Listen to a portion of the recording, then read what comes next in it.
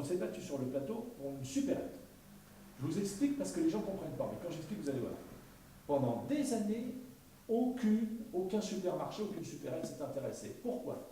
Parce que quand ils faisaient l'étude de rentabilité, vous allez tout de suite comprendre, il n'y avait pas assez d'habitants pour créer une supérette, même de 1000 mètres carrés.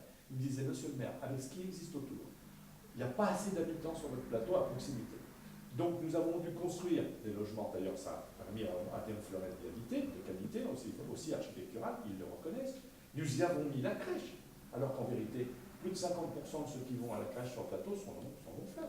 Mais j'ai voulu montrer au plateau l'importance en mettant la crèche. On a mis la crèche là-haut, ce qui fait que c'est les gens du centre-ville qui se déplacent pour mettre leurs enfants là-haut au plateau. Puis ça permet de connaître les gens.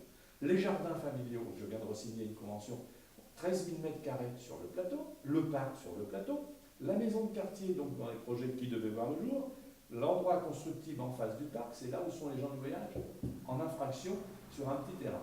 Il a fallu attendre pour faire la maison de quartier, ce sont des salles de quartier qu'on va créer, 300 mètres carrés.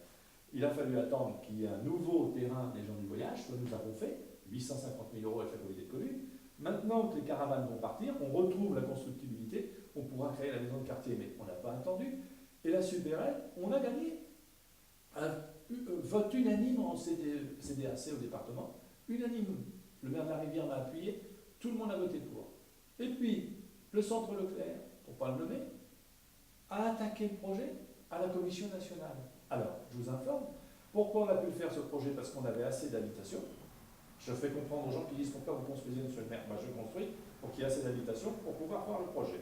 Le projet s'est fait donc parce qu'il y avait assez d'habitations. J'avais vu le centre dont je parle, on va dire un grand centre, parce qu'on ne peut pas citer le nom. Je l'avais vu, le patron de ce grand centre, et je lui avais proposé de monter là-haut. Je lui ai dit, vous êtes un Fleuret, montez là-haut, puisque vous avez les marchandises. Il n'a pas voulu. Et puis il attaque celui qui vient. Alors, la bonne nouvelle, c'est que ce n'est pas une attaque qui sera éternelle, puisque l'attaque vise simplement, la commission a demandé davantage d'intégration dans l'environnement. Mais elle n'a pas dit qu'il ne fallait pas que le projet se fasse, j'insiste. Elle a dit que le projet devait davantage s'intégrer dans l'environnement, donc il y a un travail qui va être fait. Et puis je vais vous dire, une autre grande enseigne, qui est sur notre canton, veut déposer un permis de construire pour s'installer là-haut et faire une super. Donc voilà.